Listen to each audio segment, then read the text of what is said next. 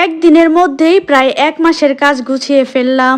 আগেকার দিনে মা চাচিদের দেখতাম যখন যেটা রান্না করতো সেটার সাথে সাথে মশলাগুলোকে বেটে নিত, এবং এখনো কিন্তু অনেকেই এই কাজটা করে। কিন্তু আমাদের মতো ম্যাক্সিমাম লোকেরাই হচ্ছে গিয়ে পেঁয়াজ, রসুন, আদা, জিরা এগুলা ব্লেন্ডার করে রেখে দেয়। আমিও প্রায় 1 মাসের জন্য পেঁয়াজ, রসুন, আদা, জিরা, গরম মশলা সবকিছু বেটে নেই। আর এদিকে দেখুন আমার ছেলেটা কত লক্ষ্মী হয়ে গেছে। আব্বা জান রসুন ছিল আর বলছিল, আম্মু তোমার যদি কষ্ট হয় তাহলে অবশ্যই আমাকে বলবা, আমি তোমাকে হেল্প করব। সে নাকি কার্টুনে দেখেছে সবাই মিলে একসাথে কাজ করলে পরে দ্রুত কাজ করা হয়ে যায়, তাই সেও আমাকে হেল্প করতেছে। আমার বাপ জানের জন্য আপনারা সবাই দোয়া করবেন। এদিকে জিরাগুলোকে রোদে দিছি। নরমালি আমি জিরা ভেজে তারপরে হচ্ছে গিয়ে গুঁড়া করে নেই, তবে আজকে একটু ভিন্নভাবে চেষ্টা করব। সেটা হচ্ছে জিরা রোদে দিয়ে মচমচে বানাবো। আমার শাশুড়ি মা সবসময় বলে জিরা যেগুলো দিয়ে মাছ রান্না করব সেগুলো না ভেজে বেটে নিলে অথবা ব্লেন্ডার করে নিলে নাকি ভালো হয়। তাই আর কি জিরাগুলোকে আমি সুন্দর করে হচ্ছে গিয়ে রোদে দিয়ে দিলাম। এর আগেও আমি এরকম করছিলাম, রোদেও একদম ভাজার মতো হয়ে যায় মচমচে।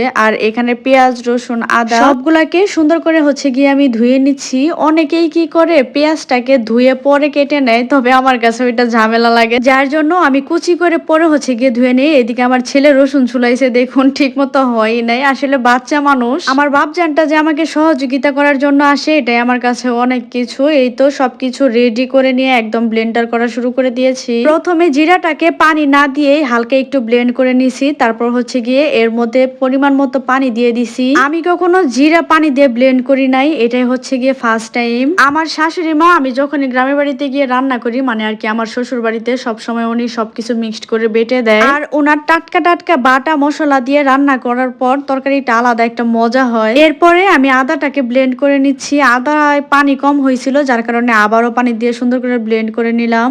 এই তো মোটামুটি পেঁয়াজ, রসুন, আদা সবকিছুই ব্লেন্ড করা শেষ হয়ে গিয়েছে প্রায়। যেদিন আমি পেঁয়াজ, রসুন, আদা সবকিছু ব্লেন্ড করি সেদিন প্রায় দিনের অর্ধেকটা সময় চলে যায়। সবকিছু ব্লেন্ড করা হয়ে গেলে পেঁয়াজ, রসুন বাটা আর জিরা বাটা এগুলোকে সুন্দর করে মিক্সড করে নিচ্ছি। আর এগুলা দিয়ে আমি শুধুমাত্র মাছ রান্না করব, আর যদি মাংস রান্না করি সেটার জন্য ভেজে জিরা গুঁড়া করে নিয়েছি। আমি এক আপুর ভিডিওতে গতকালকে দেখেছিলাম যে উনি এভাবে জিরা ব্লেন্ড করে নিছে পানি দিয়ে, আর পেঁয়াজ রসুন ব্লেন্ড করার পর এভাবে সুন্দর করে মিক্সড করে নিছে। ওনার এই সিস্টেমটা আমার কাছে অনেক ভালো লাগছে, তাই ভাবলাম আর কি আমিও এটাকে অ্যাপ্লাই করি। সবগুলোকে এভাবে মিক্সড করার পর বক্সে উঠিয়ে নিচ্ছি। সেই সকালবেলা বসেছিলাম, এখন বিকেল হয়ে গিয়েছে। এর ফাঁকেও আমি রান্না বান্না করেছি, এছাড়াও আরো অনেক অনেক কাজ করেছি। সবগুলোকে বক্সে উঠানোর পর এই তো দেখুন প্রায় 4টা বক্স হয়ে গিয়েছে, একটু কম ছিল 4টা বক্স হওয়ার। এগুলা দিয়ে প্রায় আমার 1.5 মাসের মতো চলে যাবে। আজকের ভিডিওটি এ পর্যন্তই। সকলে ভালো থাকবেন আর আমার জন্য দোয়া করবেন।